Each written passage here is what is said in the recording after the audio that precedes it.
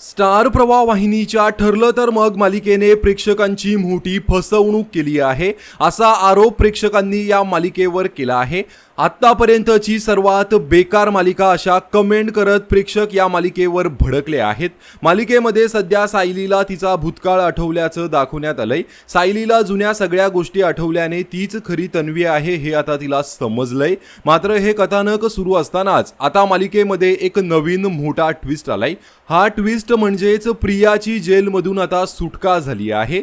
सायलीच खरी तन्वी आहे हे सिद्ध करण्यासाठी सायली आणि अर्जुनला आणखीन पुरावे गोळा करण्याची गरज आहे। मात्र तेवढ्यातच प्रिया नावाचं वादळ पुन्हा एकदा सुभेदारांच्या घरात येऊन धडकणार आहे। खरी तन्वी कोण आहे हे प्रियाला ठाऊक असेल, त्यासाठी सायली तिला भेटण्यासाठी जेलमध्ये जाणार असते।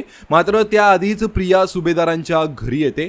प्रियाला ती गरोदर असल्याने जेलमधून सोडण्यात आलंय। मात्र तिला घरी पाहून सगळ्यांनाच मोठा धक्का बसतो। कल्पना तिला चालती हो असंही म्हणते। मात्र तेव्हा प्रिया ही आपण अश्विनच्या बाळाची आई होणार असल्याचं सगळ्यांना सांगते। याशिवाय अर्जुनने देखील हे सत्य तुमच्यापासून लपून ठेवल्याचं सांगते।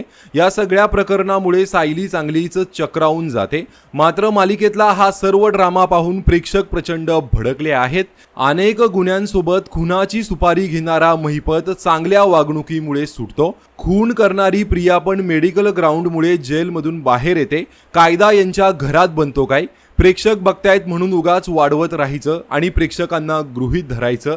आत्तापर्यंतची सगळ्यात भिकार मालिका नेहमी प्रेक्षकांची फसवणूक करतात। आता ही प्रिया पुन्हा कारस्थान सुरू करणार। कशाला काही अर्थच नाही ही मालिका पाहण्यात। महाराष्ट्राची नंबर 1 थर्ड क्लास मालिका अशा कमेंट करत प्रेक्षकांनी संताप व्यक्त केला आहे। आणि यामागचं कारण म्हणजे मालिकेमध्ये प्रियाला पुन्हा घुसवण्यात आलं आहे। म्हणजेच आता पुन्हा पहिल्यापासून तसंच दाखवलं जाणार। प्रिया पुन्हा कारस्थान करणार, पुन्हा जेलमध्ये जाणार, पुन्हा कारस्थान, पुन्हा जेलमध्ये। तर तुमची याबाबत काय प्रतिक्रिया आहे? तर तुमची ठरलं तर मग मालिकेबाबत काय प्रतिक्रिया आहे कमेंट करून नक्कीच सांगा। धन्यवाद।